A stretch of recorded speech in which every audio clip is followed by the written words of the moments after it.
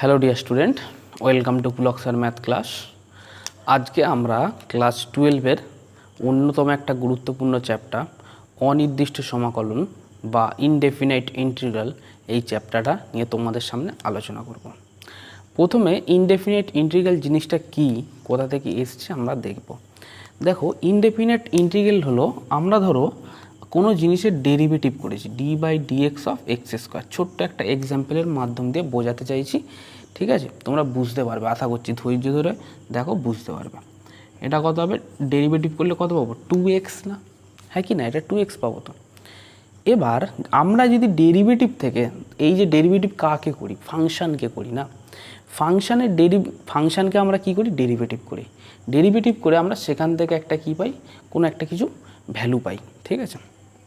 এবার আমার যদি এই ভ্যালুটাকে যদি পছন্দ না হয়, মানে কি, আমি ভ্যালুটাকে আমি আবার মনে করলে ব্যাকে আনতে পারি, মানে কি, এই ফাংশানে আনতে পারি, ঠিক আছে? এই ফাংশানে কি আনতে পারি, ঠিক আছে? এই যে ফাংশানে আনার প্রসেসটা কি আমরা কি বলবো? ইন্টিগ্রাল, মানে সমাকলন। ওকে, ঠিক আছে? তাহলে দেখো, আবার বলি, আমরা একটা ফাংশানকে যদি মনে করি ডেরিভেটিভ করব, ডেরিভেটিভ করে সেই ডেরিভেটিভটাকে আমি যদি ফের ইন্টিগ্রাল করি, তাহলে আমরা কি পাবো? আমরা আগের ফাংশানটা পেয়ে যাব, ঠিক আছে? তাহলে এইখান থেকে দেখো কেসটা, তাহলে আমি দেখবে এই ফাংশান, এই যে ডেরিভেটিভের পার্টটাকে ধরো এই 2x এর যদি আমরা ইন্টিগ্রেশন করি, তাহলে আমরা কি কি পাবো বলো তো? তাহলে 2 বাইরে গেল, এক্সের মাথায় 1 আছে, আর এখানে কত আছে? dx আছে। তাহলে কত বলতে পারি? 2 আর যেহেতু এটা x1 + 1/1 + 1 মানে কত? 2x² 2 কেটে গেলে কত পাবো? x² পাবো। তাহলে কি করলাম? যে আমরা ইন্টিগ্রেশন করে ডেরিভেটিভ করে যে মানটা আমাদের বেরিয়েছিল, সেই মানটা থেকে আমি আবার যদি সমাকলন করি, ঠিক আছে, মানে ইন্টিগ্রেশন করি, আমি আবার আগের অবস্থায় মানে ফাংশানে আমি কি ফিরে পাবো। এই প্রসেসটা কি আমরা কি বলবো? সমাকলন, ঠিক আছে? এবারে আমরা সমাকলন চ্যাপ্টার থেকে কিছু সূত্র, ইম্পর্টেন্ট সূত্রগুলোকে আমি তোমাদের সামনে আলোচনা করব। অবশ্যই তোমরা দেখো, আর এগুলো তোমরা খাতাতে টুকে নেবে। ওকে, দেখো, যদি একটা কনস্ট্যান্টের সঙ্গে যদি একটা ফাংশনের ইন্টিগ্রেশন থাকে, তখন আমরা তাকে কি লিখতে পারি? এগুলো সবই কিন্তু সূত্র, তোমরা খাতায় টুকে নেবে, ঠিক আছে? তাহলে দেখো, একটা কনস্ট্যান্ট পার্ট হচ্ছে a, আর আমার একটা ফাংশন হচ্ছে fx। কার ইন্টিগ্রেশন করব? a(f(x) এর, ঠিক আছে? যদি করি, দেখো, এটাকে বাইরে বের করে দেবো, আর কার ইন্টিগ্রেশন করব? fx এর ইন্টিগ্রেশন করব, ঠিক আছে? তাহলে আমরা কি বুঝলাম? দেখো, ডেরিভেটিভও কিন্তু একই প্রসেস ছিল, যে কনস্ট্যান্ট পার্ট যে থাকতো তার কিন্তু আমরা ডেরিভেটিভ হতো না, অ্যাকচুয়ালি 0 হয়ে যেত। বা কনস্ট্যান্ট পার্টের সঙ্গে যদি ধরো 2x² যদি ডেরিভেটিভ করি, ঠিক আছে, তাহলে মানে কি লিখতে পারি? 2ddx অফ x², মানে এই যে কনস্ট্যান্ট পার্টগুলোকে আমরা কি করতাম? বাইরে বের করে দিতাম, ডেরিভেটিভের বাইরে বের করে। তেমনই সেই কেসে কি ইন্টিগ্রেশন বলছে যে কনস্ট্যান্ট পার্টের ইন্টিগ্রেশন নয়, যে ফাংশন আছে সেই পার্টেরই কী করব? আমরা ইন্টিগ্রেশন করব। ওকে, তো এবারে দেখো, তারপরে যে এটা হচ্ছে 1 নাম্বার থিওরি পার্ট। এরপরে আর একটা করবো, দেখো 2 নাম্বারটা দেখো, ইন্টিগ্রেশন অফ x⁴n dx, ঠিক আছে? এইখানে কিন্তু এই যে তোমার এই পার্টটা বুঝতে পারলে কিন্তু আমাদের পুরো একদম বেসিক এটা, ঠিক আছে? ইন্টিগ্রেশন পার্টের একটা বেসিক একটা পার্ট, ঠিক আছে? এটার ইন্টিগ্রেটিং নিয়মেই আমরা কি সব গেতেই আমরা ইন্টিগ্রেশন করব, ঠিক আছে? তাহলে এটার কি হবে? xn + 1/n + 1 প্লাস কত? c। ওকে, ক্লিয়ার? তো আমাদের প্রতিটা ক্ষেত্রে একটা করে কি c আমাদের বসাতে হবে। ওকে, তো 2-3-এরটা লেখো, যে এরকম সিচুয়েশন আছে যে 1/x dx, যখন এইগুলো অঙ্কগুলো করবো না, তখন তোমরা কিন্তু এগুলোর স্পষ্ট ক্লিয়ারেন্স পেয়ে যাবে। 1/x dx, তাকে আমরা কি লিখতে পারি? log of x, log of mod x প্লাস কত? c।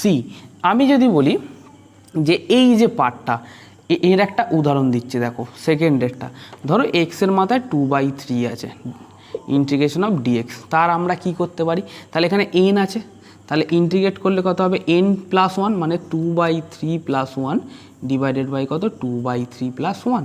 তাহলে এটাকে যদি ক্যালকুলেট করি কত পাবো বলো তো? 5/3, আর এখানে কত হবে? 5/3, প্লাস কত সি, আমাদের একটা সি লিখতে হবে কারণ কনস্ট্যান্ট পার্ট কী হবে আমাদের একটা লিখতে হবে।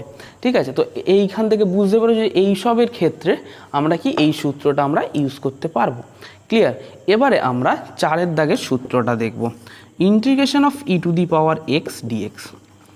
Integration of e to the power x ডিএক্সের যখন আমরা সমাকলন করব তখন আমরা কি পাবো, integration of e to the power এক্সের e to the power x plus কত হবে সি হবে।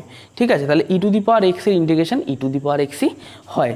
এবার যদি বলে যে e to the power m x dx, ঠিক আছে, e to the power m x ডিএক্সের ইন্টিগ্রেশন কী হয়, লিখবে এটা e to the power m x by m plus কত সি, ক্লিয়ার করে বুঝবে। ঠিক আছে, এইখানে যেটা ডেরিভেটিভের ক্ষেত্রে কী হতো পাশে চলে যেত, আর ইন্টিগ্রেশনের ক্ষেত্রে কী হয় নিচে চলে যায়।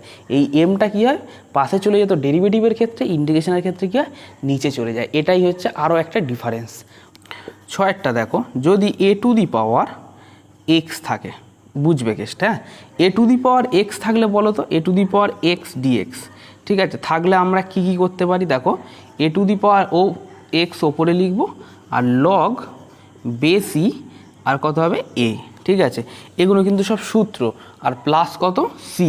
এই সূত্রটা কোন কোন ক্ষেত্রে কাজে লাগাতে পারি বলো তো, যখন ধরো 10 মাথায় এক্স আছে, ইন্টিগ্রেশন এরকম দিয়ে দিয়েছে, তখন কি করব, তাহলে এটা হচ্ছে মানে আমার ভেরিয়েবল নয়।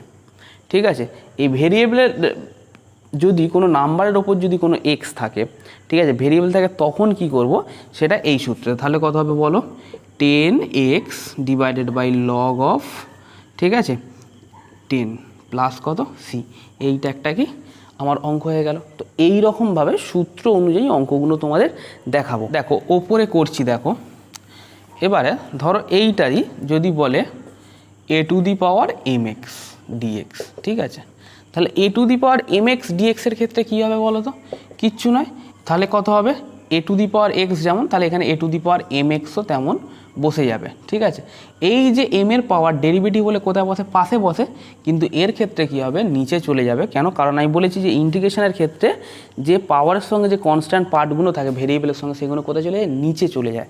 ঠিক আছে, তো এখানে নিচে যাবে, আর কত হবে লগ অফ লগ ই, আর এটা কত হবে এ হবে। ঠিক আছে, তো এইটা আমাদের 6 দাগের একটা সূত্র, এগুলো সব খাতায় কিন্তু টোকো, পরে কিন্তু খুব কাজে লাগবে। ওকে, এবার আমি যদি বলি সাইন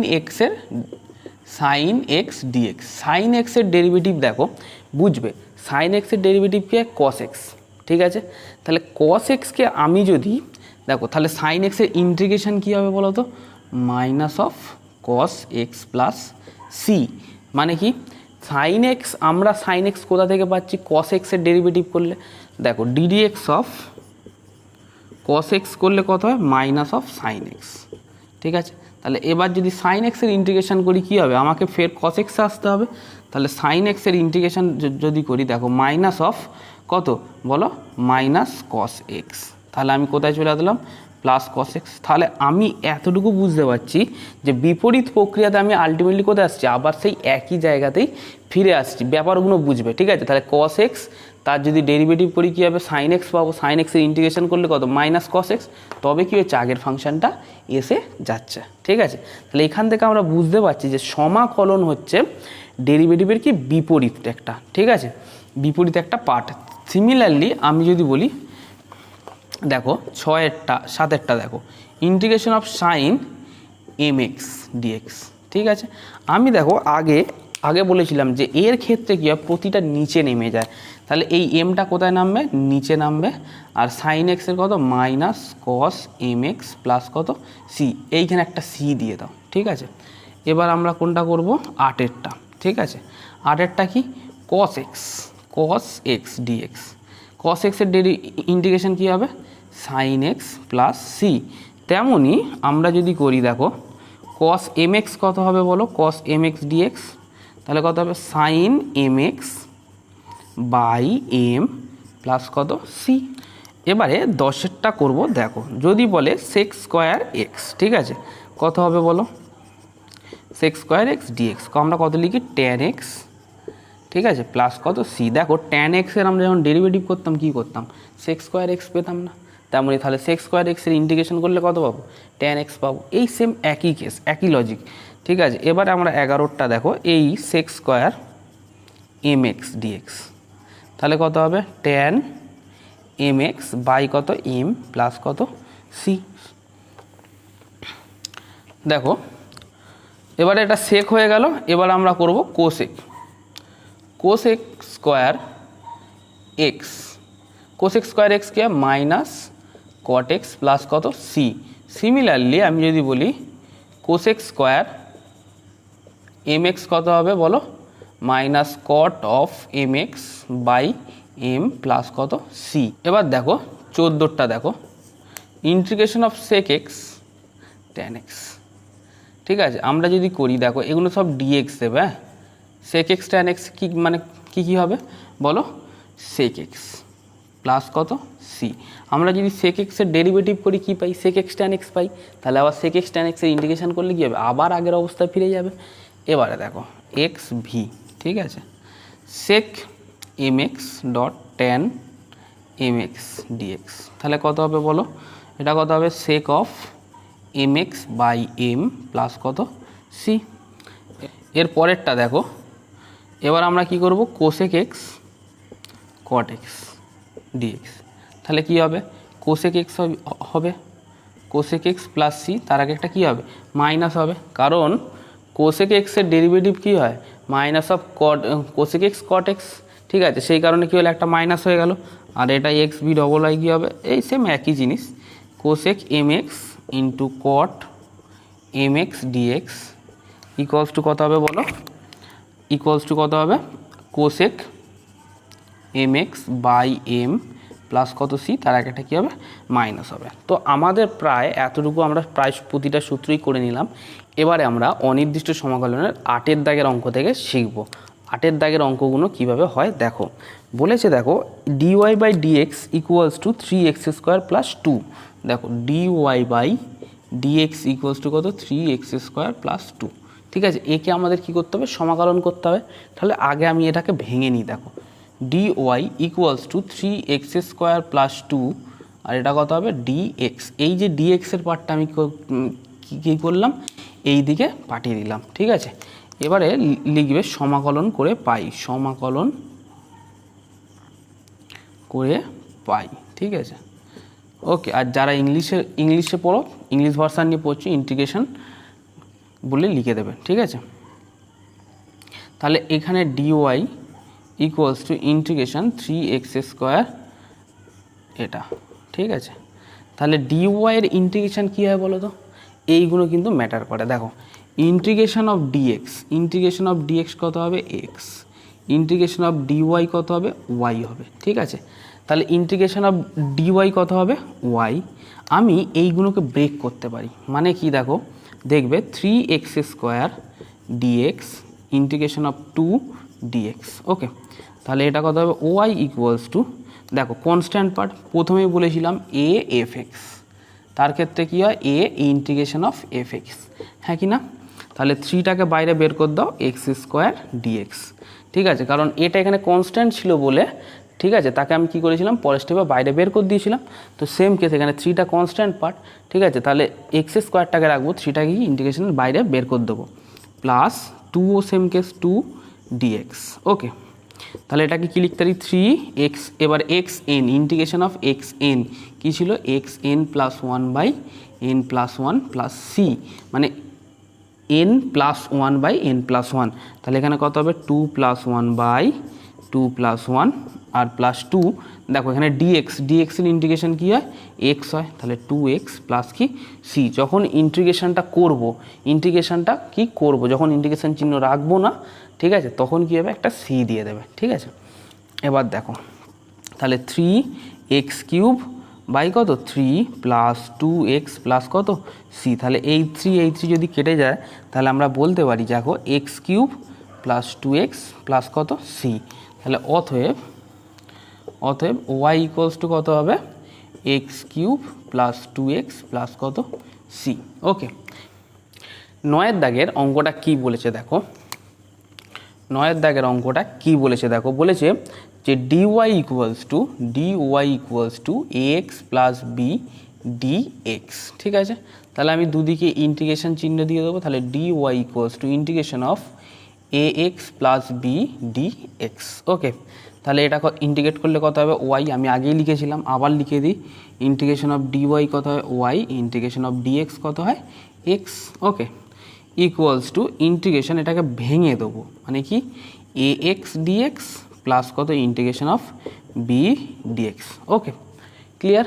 তাহলে এইখানে দেখো y ইকুয়ালস টু, যেহেতু কনস্ট্যান্ট পার্ট তাহলে বাইরে বেরিয়ে যাবে কার ইন্টিগ্রেশন হবে শুধু x dx এর, প্লাস বিটাও কনস্ট্যান্ট তাই বাইরে বেরিয়ে যাবে কার হবে শুধু dx এর। তাহলে কত হবে a x, x এর মাথায় কিছু নেই মানে কত আছে 1, তাহলে integration of x to the power n কত হয় n dx কত হয় বলো x to the power n plus 1 by n plus 1। তাহলে কত হবে 1 প্লাস 1, কারণ nটা এখানে কত 1, তাহলে 1 প্লাস 1 ডিভাইডেড বাই কত 1 প্লাস 1 b, আর dx এর ইন্টিগ্রেশন কি x প্লাস কত c। তাহলে এটাকে লেখো a x square by 2 plus bx plus কত c, আর এগুলোতে y লিখে দাও। তাহলে y ইকুয়ালস টু কত পেলাম a x square by 2 plus bx plus কি c। ওকে, এবারে আমরা 10-এর দাগের অঙ্কটা করব। 10-এর দাগের অঙ্কটা এখানে খুবই সোজা সোজা অঙ্ক আছে, এমন কোনো কঠিন অঙ্ক নেই। 10-এর দাগের অঙ্কটা কি বলেছে দেখো, dy by dx equals to 2 sine 2x। Okay, দেখো তাহলে এটাকে লিখতে পারি dy equals to 2 sine 2x dx। ঠিক আছে, তাহলে ইন্টিগ্রেট করো, তাহলে dy ইকুয়ালস টু কত হবে integration 2 sine 2x dx। Okay, তাহলে dy এর ইন্টিগ্রেশন কী হয় y হয় ইকুয়ালস টু 2 যেহেতু কনস্ট্যান্ট বাইরে বের করে দাও 2x dx। বলো তো কত হবে, সাইন x এর ইন্টিগ্রেশন কী ছিল মাইনাস অফ কস x। ঠিক আছে, মাইনাস অফ কত কস x, তাহলে মাইনাস অফ কস 2x। ঠিক আছে, দেখো সাইন mx কত ছিল বলো minus of cos mx by কত m প্লাস c। তাহলে এখানে কত নামবে নিচে 2 নামবে প্লাস কত c, তাহলে এই দুই কেটে গেলে কত হবে মাইনাস কস 2x প্লাস কত c। ঠিক আছে, তাহলে y ইকুয়ালস টু কত পেলাম minus cos 2x plus c। ঠিক আছে, এবারে আমরা খুব ছোট ছোট অঙ্ক 11-এর দাগের অঙ্কটা করব। দেখো 11-এর দাগের অঙ্কটা কি বলেছে দেখো, বলেছে dy by dx equals to dy by dx equals to root x when, মানে যখন x ইকুয়ালস টু 4 এবং y ইকুয়ালস টু, যখন y ইকুয়ালস টু 3 আর কত x ইকুয়ালস টু 4। ঠিক আছে, কিচ্ছু নয়, অত কিছু চাপ নেওয়ার কারণ নেই। এখান থেকে একটা নতুন কিন্তু অঙ্ক তৈরি হবে। ঠিক আছে, বুঝবে কেসটা। Okay, dy by dy equals to কত রুট x dx। ক্লিয়ার, আমি এটা তো লিখতে পারি, এই dxটাকে এদিকে পাঠিয়ে দেবো। আমি কি জানি বলতো রুট এক্সকে কত লিখতে পারি বলতো, এক্সের মাথায় হাফ কথাটা লিখতে পারি তো, হ্যাঁ কি না। রুট এক্স মানে কত এক্সের মাথায় হাফ, তাহলে এক্সের মাথায় এনটা পেয়ে গেলাম, তাহলে half plus 1 by half plus 1 এটাই হবে। তাহলে ইন্টিগ্রেটিং চিহ্ন দাও, এবারে ইন্টিগ্রেশন চিহ্ন দাও। ঠিক আছে, করলে কত হবে এটা y ইকুয়ালস টু কত হবে x to the power half plus 1 by কত হাফ প্লাস 1 প্লাস কত c। ঠিক আছে, ইন্টিগ্রেশন হাফ প্লাস 1 মানে কত ইন্টিগ্রেশন 3/2 ডিভাইডেড বাই 3/2 প্লাস কত c। ওকে, তাহলে এইখান থেকে দেখো আমি লিখতে পারি যে y ইকুয়ালস টু কত হবে বলো তো 2/3 x to the power 3/2 plus কত c। ওকে, তাহলে এইবারে আমি কি y ইকুয়াল টু 3 বসাবো, x ইকুয়াল টু কত বসাবো 4 বসাবো। বসালে কার মান পাবো বলো তো, এই c এর মান পাবো। ঠিক আছে, c এর মান পাবো। তাহলে আলটিমেটলি আমাদের কত আসছে বলো তো, দেখো অতএব কত y এর জায়গায় কত বসাবো 3 ইকুয়ালস টু 2/3 আর x এর মাথায় কত 3/2 মানে কত x কত আছে 4 এর মাথায় কত 3/2 প্লাস c। তাহলে দেখো এইখানে 3 আর এটা কত হবে ইকুয়ালস টু 2/3 আর এটাকে লিখতে পারি 2 এর স্কোয়ার হোল স্কোয়ার। ঠিক আছে, 4কে কি লিখতে পারি 2 এর স্কোয়ার, তাহলে 2 এর হোল স্কোয়ার আর অলরেডি কত আছে 3/2 আছে প্লাস c। দেখো এইখানে এই 2 এর পার্ট কী হবে, কেটে যাবে। ঠিক আছে, কেটে গেলে কত কত পড়ে থাকছে বলো, তাহলে কেটে গেলে কত কত পড়ে থাকছে, তাহলে 3 ইকুয়ালস টু 2/3, আর এটা কত হবে 2 এর মাথায় কিউব মানে কত 8, একেবারে লিখে দিচ্ছি 8 প্লাস কত সি, তাহলে সি ইকুয়ালস টু কত হবে বলো তো 3 মাইনাস 16/3 মানে কত 3 তিরিকে 9, 9 মাইনাস 16 কত 3, তাহলে এটা কত হবে 9 সাথে 16 মানে মাইনাস 7/3। তাহলে আমাদের আলটিমেটলি কত হলো, অতএব ওয়াই ইকুয়ালস টু, ঠিক আছে 2/3, এক্সের মাথায় 2/3 সরি 3/2 মাইনাস কত 7/3, এটাই কি ছিল আমাদের আনসার ছিল। ঠিক আছে, তো আমরা এখান থেকে বুঝলাম যে কনস্ট্যান্ট পার্টেরও কী থাকে, ভ্যালু থাকে। ঠিক আছে, কনস্ট্যান্ট পার্টেরও কী থাকবে, একটা ভ্যালু থাকবে। তুমি যদি সেখানে এক্স ওয়াই এর মান বসিয়ে দাও, তাহলে সেখান থেকে আমরা একটা কনস্ট্যান্ট পার্টের ভ্যালু পেয়ে যাব এবং সেখানে আমরা উত্তরটা কী করব, বের করতে পারবো। ওকে।